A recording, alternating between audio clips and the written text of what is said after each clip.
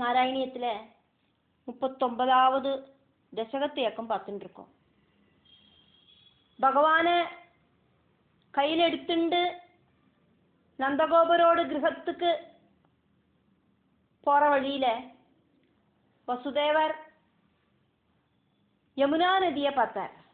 அந்த யமுனா நதி எப்படி இருந்தது அப்படின்னா, வானம் வரைக்கு உயர்ந்த அலைகளோடு கூடின யமுனா நதி. அந்த அளவுக்கு தண்ணி இப்படி ரொம்பி வழிஞ்சிட்டு இருந்தது. ஆனா என்ன ஒரு ஆச்சரியம், அந்த ஜலப்பிரவாகம் எல்லாம் மாயாஜால வித்யை மாதிரி திடீர்னு அந்த வானமுட்ட இருக்கிற அந்த ஜலம் கீழே தாழ்ந்து பாதம் நனைகிற அளவுக்கு ஜலம் இருக்கிற யமுனா நதி ஆயிட்டு மாறிட்டு. அதாக்கும் இந்த ஸ்லோகம். அயம் யதுகுல பவந்தம் உத்வஹா. அந்த யதுகுல சிருஷ்டனான வசுதேவர் பகவானை எடுத்துண்டு நிஸ்ஸரன் கிளம்பி போயிட்டு கலிந்த ஆத்மஜாம் காளிந்தி நதிய யமுனா நதிய ககன உச்சல ஜலம் பராம், வானம் அளவுக்கு ஹைட்டில் அலையோடு கூடி இருக்கிற அந்த ஜலம் ரொம்பி வழிஞ்சொழுங்கிற அந்த காளிந்தி நதிய ததர்ஷா பார்த்தார் வசுதேவர். சஹா அந்த சலில சஞ்சயா மாப்பெரும் வெள்ளம், புனகா அதுக்கப்புறமா ஐந்திரஜால உதிதா மேஜிக் மாதிரி இப்படி தண்ணி இருக்குன்னு தோணிச்சலாக்குமோ அப்படிங்கிற மாதிரி. இத்தனை நேரம் தண்ணி இருக்குன்னு தோணித்து அப்படிதானோ, தண்ணி இருக்கலையோ அப்படின்னு தோணற மாதிரி ஜல ஔகஹா இவா பெரும் ஜலம் வெள்ளப்பொக்கமாக்குமோ அப்படின்னு தோணற மாதிரி தட்சணாது உடனடியாயிட்டு அந்த வெள்ளப்பொக்கமாயிருக்கிற அந்த ஜலம் உடனடி பிரபதா காலோடு அடிப்பக்கம், காலோடு அடிப்பக்கத்தோடு மேல் பாதம் வரைக்கும் அப்படியாக்குமானா காலடியோடு மேல் பாகம் வரைக்கும் கால் நனையற அளவுக்கு மட்டும் மேயதாம், அது வரைக்கும் மட்டும் இருக்கிற அளவில் ஆயோ ஆயிட்டு இருந்தது. ரெண்டாவது ஸ்லோகம் பார்த்துட்டு இருக்கோம். வசுதேவர் நந்தகோப கிரகத்துக்குள்ள வந்தார். அங்க கோபிகைகள் எல்லாம் தூங்கின்னு இருக்கா. யசோதை பிரசவிச்ச பெண் குழந்தை செத்தமே இல்லாம அழுதுன்னு இருக்கு. எல்லா கதவுகளும் இப்படி திறந்து கிடக்கு. நந்தகோபரோடு கிரகத்துக்குள்ள வசுதேவர் பிரவேசிச்சார். யசோதாமை பிரசவிச்சு கிடக்கிற அந்த பிரசவ கிடக்கையில பகவானை போட்டுட்டு அங்க சின்னமா அழுதுண்டு படுத்துட்டு இருக்கிற அந்த மாயாசக்தியான அந்த கபட பாலிகைய எடுத்துண்டு உடனடியாயிட்டு திரும்ப தன்னோட வாசஸ்தானமான மதுராபுரிக்கு வந்து சேர்ந்தார். பிரசுப்த பசுபாலிகாம்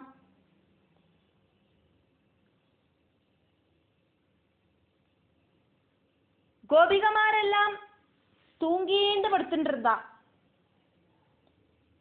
அப்படி இருக்கிற அந்த நந்தகோபரோடு வீடு.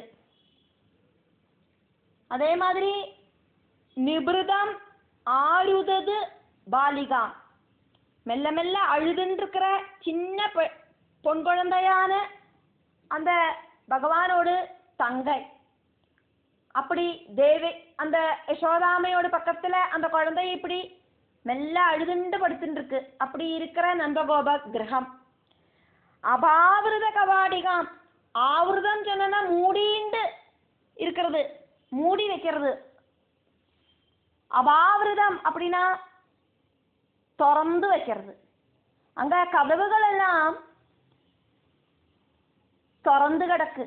அதாக்கும் அபாவிரத கவாடிகாம், கதவெல்லாம் திறந்து கிடக்கிற அந்த நந்தகோப கிரகத்துக்கு பசுபவாடிகாம் அந்த கோகுலத்துக்கு நந்தகோப கிரகத்துக்குள்ள ஆபிசன் கடந்து போயிட்டு அயம் அந்த வசுதேவர் பவந்தம் பகவான் ஸ்ரீகிருஷ்ணனை பிரசவ கல்பகே அர்ப்பயன் யசோதையோடு பிரசவ கிடக்கையில படுக்க போட்டுட்டு தத்பதாம் யசோதையோடு மெத்தேல படுத்துட்டு இருக்கிற கபட கன்யகாம் மாயாதேவியான அந்த பெண் குழந்தைய வகன் எடுத்துண்டு வேகதா அதிவேகத்துல சோபுரம் சொந்தம் புறமாயிருக்கிற மதுராபுரிக்கு ஆகதா திரும்ப வந்து சேர்ந்தார். 3வது ஸ்லோகம் பார்க்கிறோமே. அதுக்கப்புறமா பகவானோடு தங்கையோடு அழுகை சத்தம் கேட்டு அங்கே இருக்கிறவாளெல்லாம் தூங்கி எழுந்திருந்தா. എന്നിട്ട് ஓடிப்போய் தேவகி பிரசவிச்ச വൃത്താന്തത്തെ എല്ലാവരുടെയും ചൊന്ന.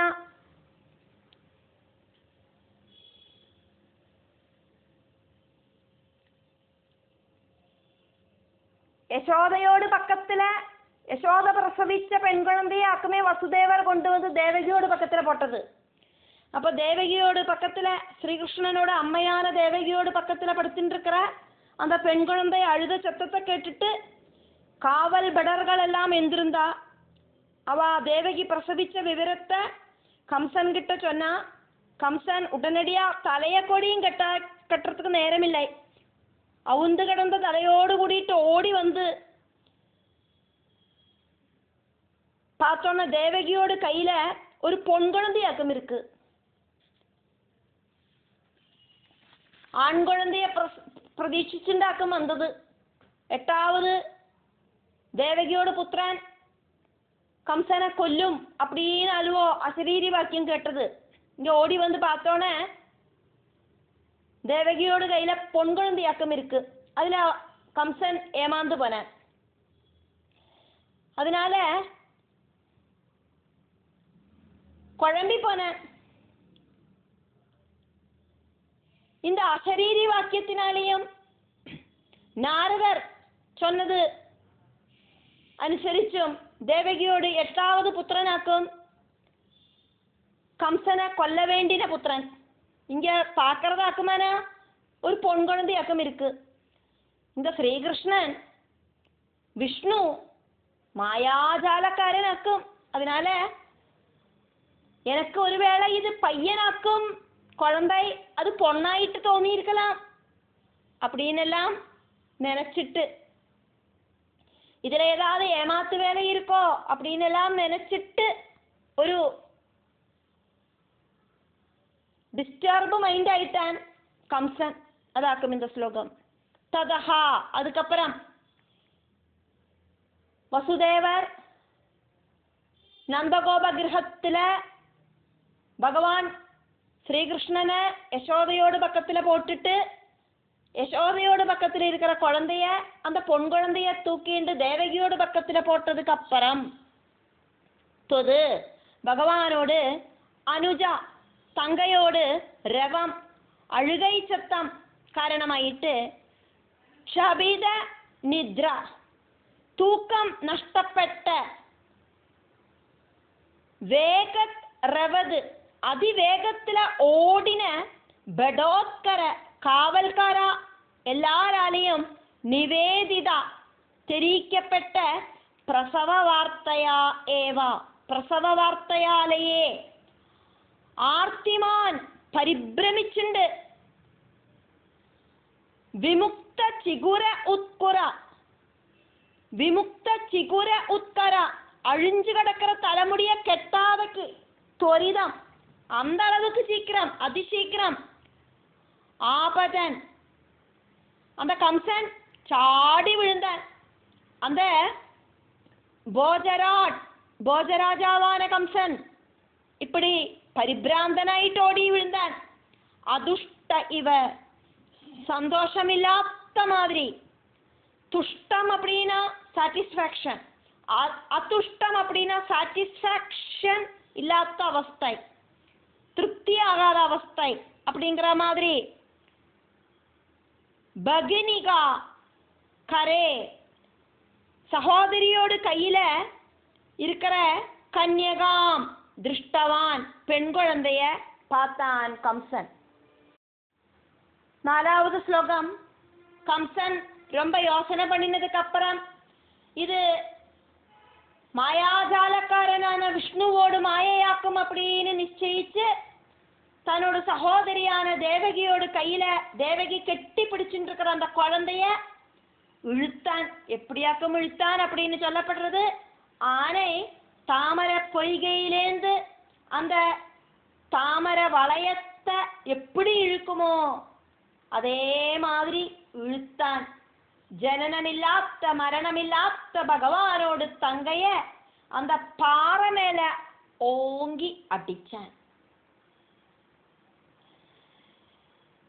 இளம் தண்டோடு கூடின தாமரை பூ மாதிரி பகவானோடு அந்த தங்கை மாயாதேவிய இங்க வர்ணிக்கப்பட்டிருக்கு. கம்சனை ஒரு மதயானையோடு ஈக்குவலுக்கு சதிருஷப்படுத்தி வர்ணிக்கப்பட்டிருக்கு. அசௌ இவள் இந்த பெண் குழந்தை துருவம் கண்டிப்பாயிட்டு கபடசாலினஹா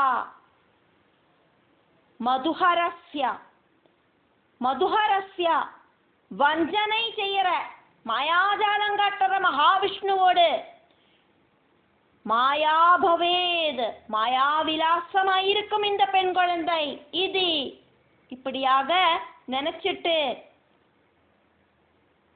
அயம் துஷ்டனான அந்த கம்சன் பகினிகா கர ஆலிங்கிதாம் சகோதரியான தேவகியோடு கைகளால கெட்டி பிடிச்சுருக்கிற அந்த குழந்தை கிஷோரிகாம் அந்த பெண் குழந்தைய நளினிக அந்தராது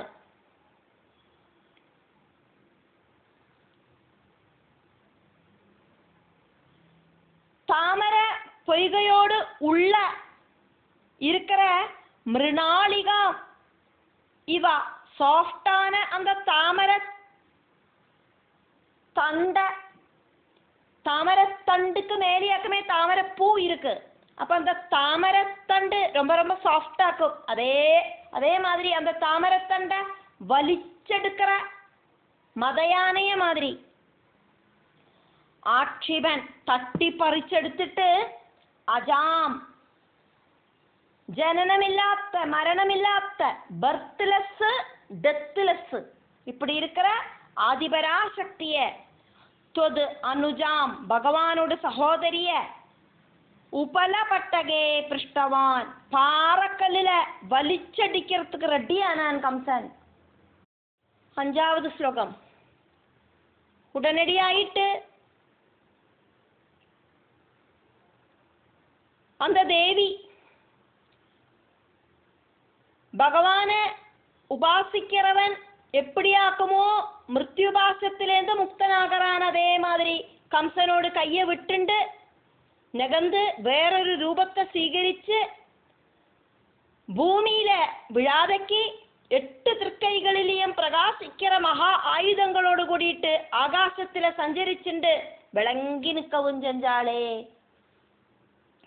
ததஹா ஆஃப்டர் தட் அதுக்கப்புறமா மிருத்யுபாசாது காலதேவனோடு கயறிலேந்து பவத் உபாசகா பகவானோடு ஒரு பக்தன் எப்படியாக்குமோ ஸ்லடிதி அதிசீக்கிரம் தப்பிச்சுக்கிறான். இவா அப்படிங்கிற மாதிரி சா அவள் அந்த மாயாதேவி அந்த குழந்தை அந்த பொன் குழந்தை பகவானோடு தங்கை பிரமுச்சியா கம்சனோடு கையிலேந்து வழுக்கி மாறினா. ஸ்லிப்பிங் அவுட்டு வழுக்கி கீழே விழறதுக்கு பதிலாக வழுக்கி மேலே பறந்தா.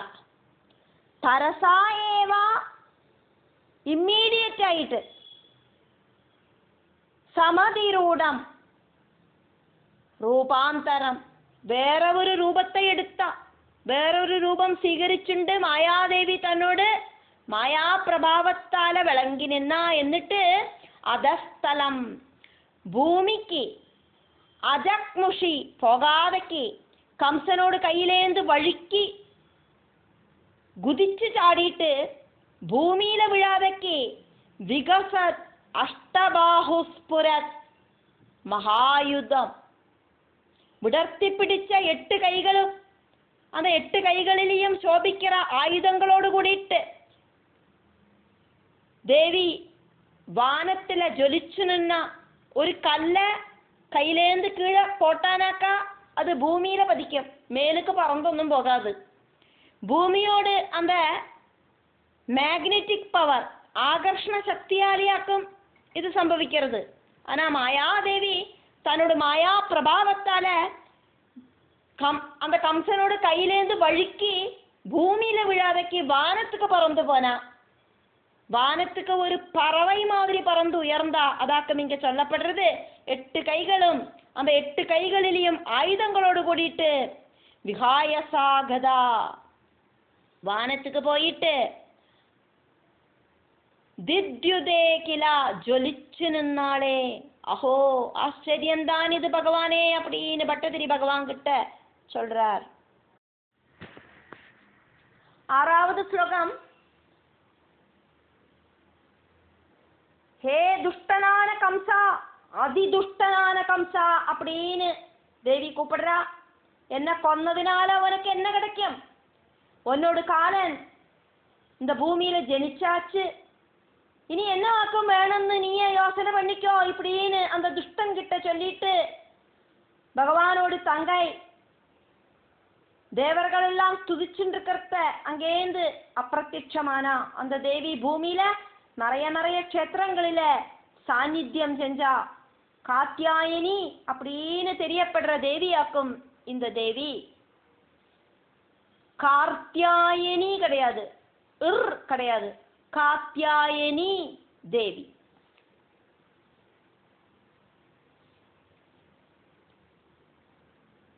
குருவாயூர் கோவிலில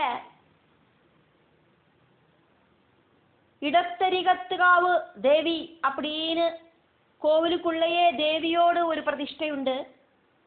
அது தேவியோடு சகோதரியான காத்யாயினி தேவியாக்கும்.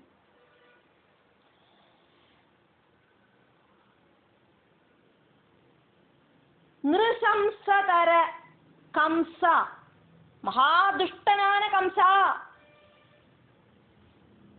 தே மயா வினிஷ்பிஷ்டயா கிமு, உனக்கு என்ன கொன்னிட்டு என்னவாக்கும் ஆகறதுக்குள்ளது?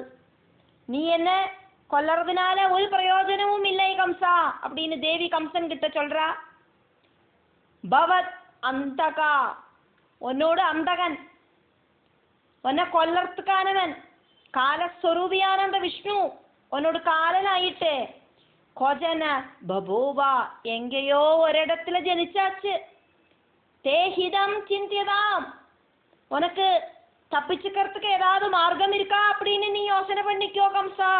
இது இப்படியாக விபோ சர்வவியாபியான பகவானே, துவது அனுஜா உங்களோட சகோதரி அந்த காத்யாயினி தேவி, தம் அந்த கலம் அந்த துஷ்டன்கிட்ட உதீரியா சொல்லிட்டு ஜக்முஷி அங்கேந்து கிளம்பி போனா. அங்கேந்து அப்பிரத்யட்சமானா. மருத்கண பணாயிதா, மருத்துக்களால ஸ்துதிக்கப்பட்டவளாயிட்டு புவி பூமியில மந்திராணி ஏயுஷி ச, பல க்ஷேத்திரங்களிலேயும் 108 துர்கா க்ஷேத்திரங்களில தேவி சாநித்தியம் பிரகடனப்படுத்துறா. பகவான் சொல்லிட்டாக்கும் தேவி அவதரிச்சது. யசோதையோடு புத்திரியாயிட்டு காத்யாயினி தேவி அவதரிச்சது. துர்கா, பத்ரகாளி, வைஷ்ணவி, விஜயா இப்படி இருக்கிற பல நாமங்களில 108 கோவில்களில தேவி தன்னோட சாநித்தியத்துல பிரத்யட்சமாயிட்டு இருக்கா.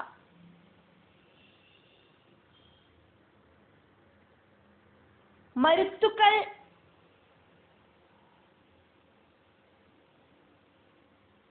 ஸ்துதிச்சா அப்படிங்கறத நம்ம பார்க்கிறோம். மருத்துக்களோடு கதை நம்ம பார்த்ததாக்கும்.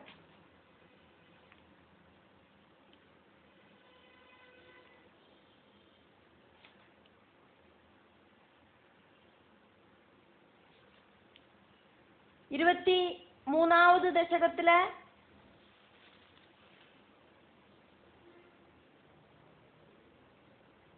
பதினொன்னாவது ശ്ലോകത്തിലേക്കും നമ്മളത് பார்த்தோம்.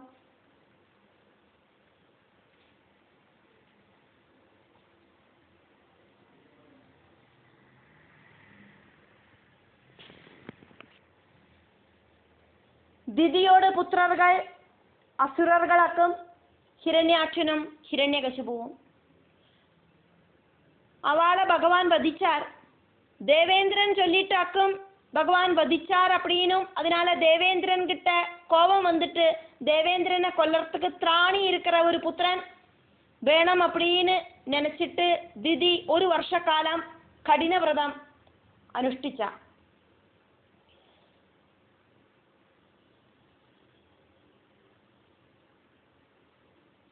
പുംസവന വ്രതമാക്കും അനുഷ്ഠിച്ച. ദിതിയോട് കണവനാണ് കശ്യപനാക്കും പുംസവന വ്രതം അനുഷ്ഠിக்கிறதுக்கு ഉപദേശിച്ചത്. വ്രതാനുഷ്ഠാന കാലത്തിലെ ദിതി പകൽ ടൈമില് തൂങ്ങിന. അതിനാലെയേ അതൊരു അശുദ്ധിയായിട്ട് തീർന്നത്. തലമുടിയും ഔന്ത് കിടന്നത്. ദിതിയോട് ഹെൽപ്പുക്ക് വേണ്ടിയിട്ട് ദേവേന്ദ്രൻ ഒരു ബാലനോട് രൂപത്തിൽ അങ്ങ് കൂടെ ഇരുന്നാർ.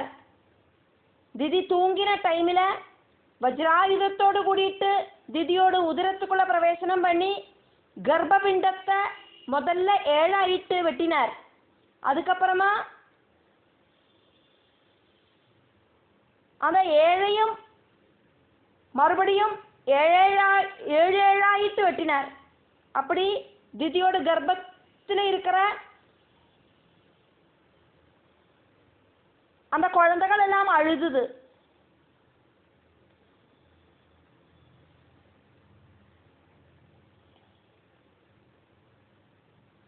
அந்த கர்ப்பத்தில் இருந்த குழந்தைகள்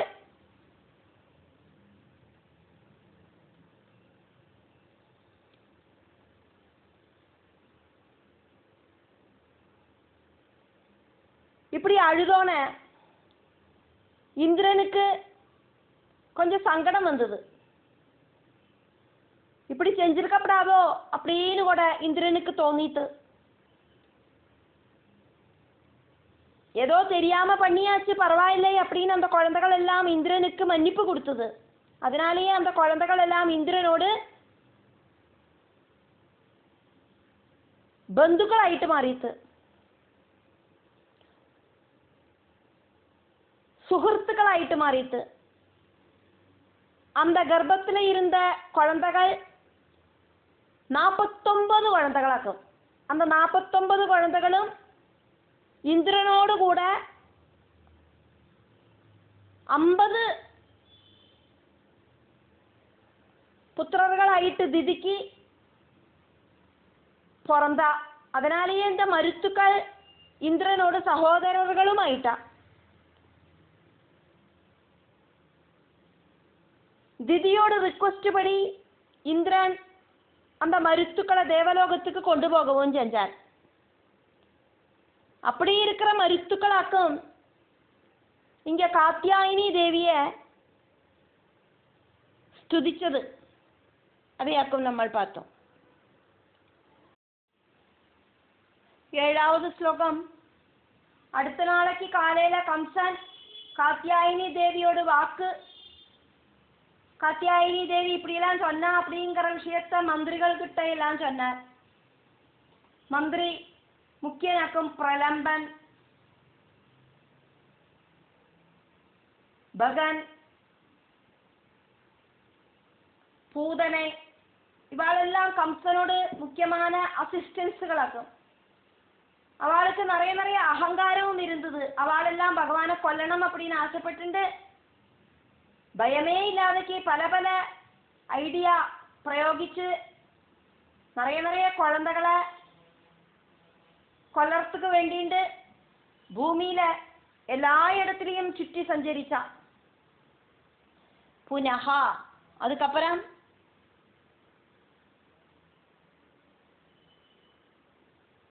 பிரகே അടുത്ത നാൾ കാലയിലാണോണ് അഗാത്മജാവചനം കാത്യായനി ചൊന്ന വാക്കുകൾ ഭൂഭുജ കംസരാജാവിനാല് ഈരിദാഹ ചൊല്ലപ്പെട്ടതിനാല്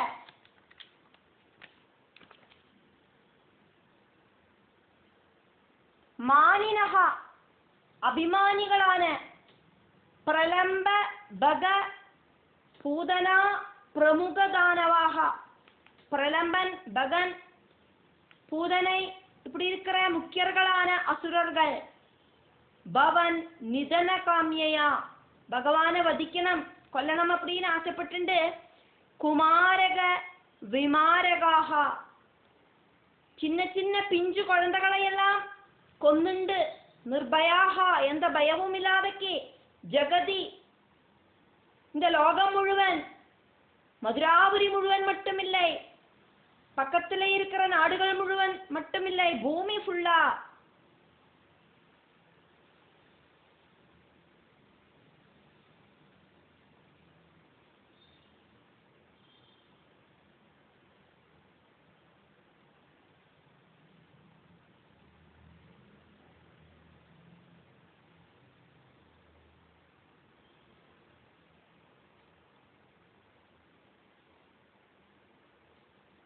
ഭൂമി ഫുള്ള ബബ്രമുഹു ചുറ്റി സഞ്ചരിച്ച பிரமம் அப்படின்னாக்கா பிரமரம் அப்படியே பிரமரம் சொன்னா மூளறது பிரமம் சொன்னாக்கா சுற்றி வட்டம் கറങ്ങறது பப்ரமுஹு சுற்றி சஞ்சரிச்ச நிஷ்கிருபைஹி கிம் இவ துஷ்கரம் கருணை அப்படிங்கிறது இல்லாதவாளுக்கு என்னவாக்கும் செய்யறதுக்கு ஒரு தயக்கம் உள்ளது அப்படின்னு பட்டதிரி இங்க பகவான் கிட்ட சொல்றார். 8வது ஸ்லோகம். வசுதேவர் குழந்தையையும் கொண்டு திரும்பி போன உடனடியாயிட்டு நந்தகோப கிரகத்துல என்ன நடந்தது அப்படின்னு சொல்லப்படுறது. யசோதையோடு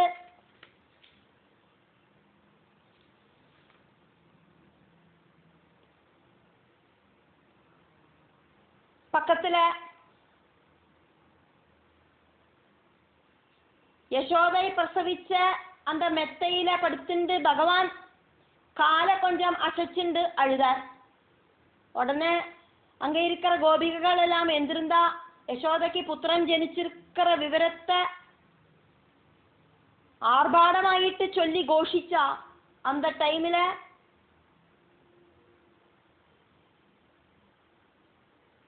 நான் என்ன வாக்கும் சொல்ல வேண்டியது அந்த கோகுலம் முழுவன் சந்தோஷ பரவசமாயி தீர்ந்தெடுத்து அப்படின்னு பட்டதிரி இங்க பகவான் கிட்ட சொல்றார். ஹே முகுந்தா மோட்சம் கொடுக்கிற பகவானே ததஹா அதுக்கப்புறம் தொயி பகவானே நீங்கள் பசுப மந்திரே கோகுலத்துல நந்தகோபரோடு வீட்டுல நந்தப்பிரியா நந்தகோபரோடு பத்னியான யசோதையோடு பிரசூதி சயனே பிரசவ மெத்தையில கிடக்கையில பெட்ல ஷயே படுத்துண்டு கிஞ்சிது அஞ்சது பதே காலை கொஞ்சம் உதறிண்டு பகவான் ருவதி அழுதோன வனிதாஜனைகி கோபிகைகள் எல்லாம் விபுத்தியா தூக்கத்திலேருந்து எந்திருந்துட்டு தனய சம்பவே கோஷிதே நந்தகோபரோடு அந்த குழந்தை ஜனிச்ச விவரத்தை சொல்லிண்டு நடந்தா. நந்தகோபருக்கு புத்திரன் ஜனிச்ச விவரத்தை சொல்லிண்டு நடந்தா. அஹோ கிமு வதாமி பகவானே வர்ணிக்கிறதுக்கு வாக்குகள் கிடைக்கிறது இல்லையே எனக்கு அப்படின்னு நான் இனி என்ன வாக்கும் சொல்றது கிருஷ்ணா. சகலம் கோகுலம் கோகுலம் முழுவன் முதா ஆகுலம் சந்தோஷ திமிர்ப்புல ஆடி திமிர்த்தா அப்படின்னு பட்டதிரி பகவான் கிட்ட சொல்றார். 9வது ஸ்லோகமாக்குமே பார்த்துட்டு இருக்கோம்.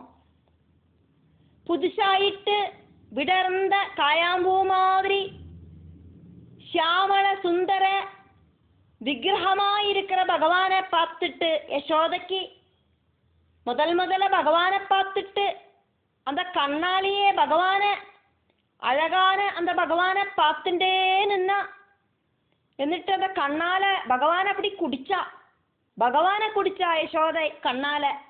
എന്നിട്ടോ திடீர்னு பகவானுக்கு தன்னோட ஸ்தன்யத்தை கொடுத்து பாலை குடிப்பிச்சா. എന്നിട്ട് பகவானோட அழகான அந்த திருவுடலை நன்னா தடவி கொடுத்தா. ஆச்சரியம் அந்த யசோதாமை இந்த உலகத்துல இருக்கிற சௌபாகியவதியான அத்தனை பாக்கியம் செஞ்சவாளை விட பாக்கியசாலியா இருக்காளே அப்படின்னு பட்டதிரி சொல்லறார். நவகளாய சேதோஹரம் புதுசாயிட்டு விடர்ந்த காயாம்பூ மாதிரி அழகாயிருக்கிற காயாம்பூ வர்ணனான கண்ணன் அப்படி இருக்கிற பவந்தம் பகவான பிரதமம் முதல்ல அந்திகே ரொம்ப பக்கத்துல திருஷா கண்களால அலம் அபிபந்தியா நன்னா குடிச்சிட்டு புனகா யசோதாதேவி தன்னோட கண்களால பகவானை நன்னா குடிச்சா. அப்படின்னா நன்னா ஆஸ்வதிச்சு பார்த்தா. എന്നിട്ടോ நிஜம் ஸ்தனபரம் யசோதாதேவி தன்னோட ஸ்தனங்களை சபதி அதிசீக்கிரமாயிட்டு முதா சந்தோஷத்தோடு கூடிட்டு பாயயந்தியா பகவானை குடிக்க வச்சா. யசோதாதேவியோட பாக்கியம் அப்படிங்கிறது சொல்லி தெரியப்படுத்துறதுக்கு சாதிக்காது கிருஷ்ணா. அந்த பாக்கியவதியான யசோதை உங்களுக்கு ஸ்தன்யம் தந்தாளே, அழகாயிருக்கிற உங்களோட சரீரத்தை தடவி தந்தாளே, மனோகர தனுஸ்பிருஷா உங்களோட அழகான உடலில தடவி தந்துருந்த அந்த யசோதை ஜெகதி இந்த பிரபஞ்சத்துல இருக்கிற புண்ணியவதகா சர்வ புண்ணியவான்மார்களையும் ஜிதாகா கலு ஜெயிச்சிட்டா இந்த யசோதாதேவி. உலகத்துல ரொம்ப டாப் மோஸ்ட் புண்ணியவதியாயிட்டு இந்த யசோதாதேவி ஜொலிக்கிறா. 10வது ஸ்லோகம். அந்த நந்தகோபர் பகவானோட க்ஷேமத்தை ஆசைப்பட்டு சந்தோஷ பரவசனாயிட்டு பிராமணாளுக்கெல்லாம் நிறைய தான தர்மங்களை செஞ்சாரே. இனி செய்யறதுக்கு தான தர்மங்கள் இனி என்னவாக்கும் இருக்கு, அந்த அளவுக்கு செஞ்சுட்டாரே. எல்லாம் தானம் பண்ணினார். அதே மாதிரி கோபர்கள் எல்லாம் பகவானுக்காக செய்யாத ஒரு மங்கள கர்மமும் இல்லை. நீங்கள் திரைலோக்கியத்துக்கும் மங்களமாக்குமே. அப்படி இருக்கிற நீங்கள் என்ன சர்வ ரோகங்களிலிருந்தும் காப்பாத்தனமே கிருஷ்ணா அப்படின்னு பட்டதிரி பகவான் கிட்ட பிரார்த்திக்கிறார். ததா அப்போது சஹா அந்த நந்தகோபர் நந்தகோபகா அகலு சந்தோஷ திமிர்ப்புல இருக்கிற நந்தகோபராகட்டும், பிரமோதம் அப்படின்னா எக்ஸ்ட்ரீம் ஜாய் டாப் மோஸ்ட் சந்தோஷம் அப்படின்னு அர்த்தம். பிரமோதபரம் பரம் என்னன்னா ரொம்பி வழிஞ்சிட்டு, ரொம்ப டாப் மோஸ்ட் சந்தோஷம் ரொம்பி வழிஞ்சிட்டு சங்குலகா பரவசனாயி திருந்துட்டு பவத் உங்களோடு குசல காமியா க்ஷேமத்தை ஆசைப்பட்டு த்விஜ குலாயா பிராமணர்களுக்கெல்லாம் கிம்ன அததாது என்ன வாக்கும் கொடுக்காதக்கு இருந்தார். நிறைய தான தர்மங்கள் எல்லாம் பண்ணினார். பிராமணாளுக்கு பலவித தானங்களை கொடுத்தார். அவரு கொடுக்காத தானங்கள் இனி ஒன்றும் இல்லை. ததா ஏவா அதே மாதிரியே பசுபாலகாகா கோபர்கள் கிமு மங்களம்னா என்ன சல்கர்மங்களாக்கும் செய்யாம இருந்தா. கோபர்கள் பலவித மங்கள கர்மங்கள் செஞ்சா. கிருஷ்ணா பகவானே ஹே ஜகத் ஹிருதய மங்களா 3 லோகங்களுக்கும் தேவையான மங்களங்களை அள்ளி கொடுக்கிற கிருஷ்ணா. துவம் நீங்கள் இஹா இங்க மாம் என்ன ஆமையாது நோயிலேந்து பாகி காப்பாத்தனமே கிருஷ்ணா. வாத நோய் என்ன படுத்தி தீர்க்கிறதே கிருஷ்ணா. என்னோட நோய் என்னோட உடம்ப விட்டு போகவே மாட்டேங்கிறதே கிருஷ்ணா. தயவு பண்ணி இந்த நோயிலேருந்து எனக்கு ஒரு விடுதலை கொடுங்கோ கிருஷ்ணா அப்படின்னு பட்டதிரி இந்த 39வது தசகம் வழி பகவான் கிட்ட பிரார்த்திக்கிறார்.